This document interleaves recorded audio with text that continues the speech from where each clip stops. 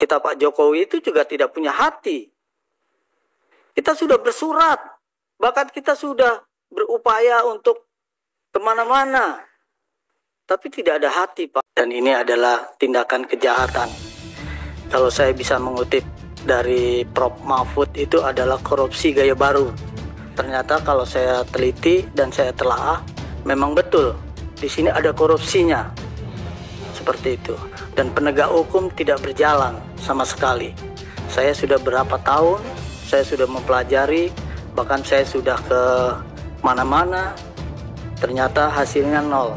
Maka saya berharap kepada Bapak di DPR RI mewakili kami sebagai rakyat yang dizolimi sampai sudah 10 tahun.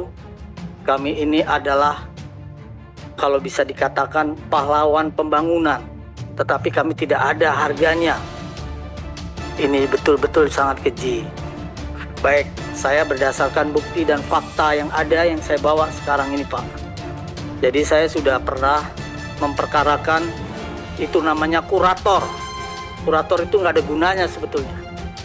Kalau menurut saya, sampai saat ini, detik ini, kami tidak pernah mendapat laporan. Makanya kami meminta untuk dibentuk panja atau diperiksa. Dan hakim pengawas juga kami laporkan ke KY, Komisi Yudisial. Dan kami ke Bawas, ke Mahkamah Agung. Itu pun tidak berjalan. Saya sungguh-sungguh betul-betul sudah kecewa dengan negara ini. Dengan aparat penegak hukumnya tidak berjalan. Seperti itu. Saya sudah melaporkan. Ini saya ada buktinya semua. Ini hasil-hasil saya melaporkan ke Bawas, terus sampai ke Ombudsman, termasuk malah administrasi di loh. Ini nggak ada jalannya, nggak berfungsi. Kalau mau dipangkas Pak Prabowo, ya ini dipangkas, nggak ada gunanya. Kerja manusia banyak seperti itu, tapi tidak berjalan Pak. Itu saya sangat kecewa.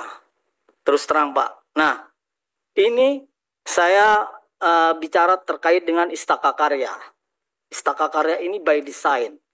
Sebetulnya Istaka Karya itu ketika dipilotkan itu, dia masih ada 4 pekerjaan yang masih berjalan. 4 pekerjaan yang masih berjalan. Nilainya cukup besar. Saya bacakan yang satu, pembangunan fasilitas pendidikan dan kesehatan di Sulteng. Itu nilainya 78 miliar. Kurang lebih ini Pak. Sekian ya. Kedua, proyek pembangunan halte Luminor, apa ini? Hotel. Ini nilainya 19 miliar. Ini Pak. Terus kemudian nomor 3, ini proyek pembangunan kantor pemerintah terpadu Kap Brebes. Itu 111 miliar kurang lebih. Terus kemudian proyek pembangunan jalan Kembar Kali Kadia. Itu nilainya 204 miliar. Sekian. Jadi artinya Pak, ini artinya Pak, sebetulnya Istaka Karya itu masih bisa berjalan. Karena dia masih mampu untuk mengerjakan proyek-proyek yang nilainya cukup besar. Tetapi kenapa ada statement bahwa itu harus disuntik mati? Nah, itu harus ada tanda tanya juga. Kenapa kok harus disuntik mati? Bahasa dari Pak Erick Thohir selaku Kementerian BUMN. Dan sekarang terpilih lagi. Kan kacau lagi nih. Negara ini sudah corat marut kalau menurut saya. Seperti itu Pak. Jadi ini by design. Karena ini sangat jelas. Sudah sangat jelas bahwa dia masih mampu mengerjakan proyek-proyek tersebut. Terus kemudian Pak, saya ada bukti bahwa dari Kementerian PUPR. Kementerian PUPR itu mensupport untuk Istaka Karya itu supaya bangkit kembali. Dia memberikan aset berupa tanah senilai 600 miliar. Asetnya. Ini ada dari Kementerian PUPR.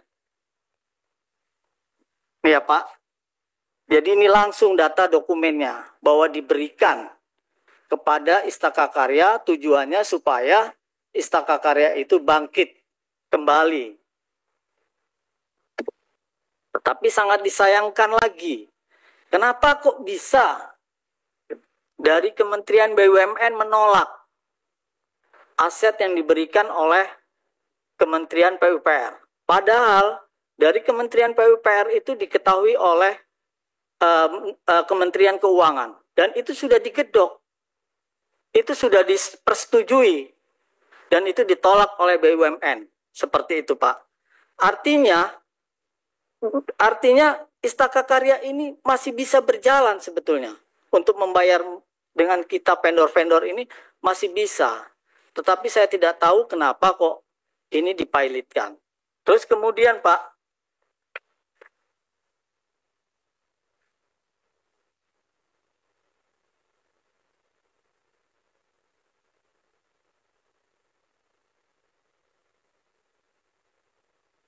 nah kemudian saya menemukan dokumen notulen rapat di PPA.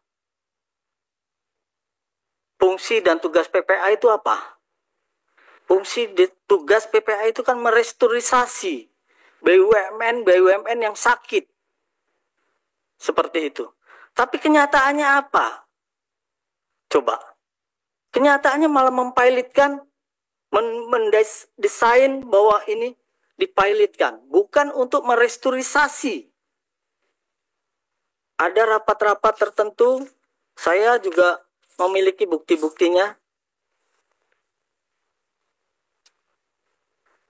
Jadi sudah berubah dari jobnya PPA ini sudah tidak berfungsi lagi. Karena kalau ibarat kata orang sakit, itu PPA itu adalah dokternya. Dia akan menyembuhkan sampai pasiennya itu sampai sembuh.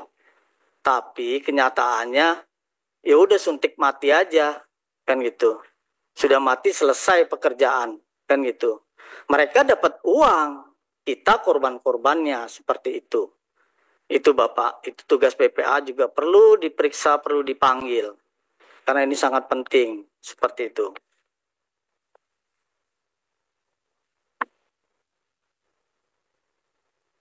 Nah, ini lagi by design-nya.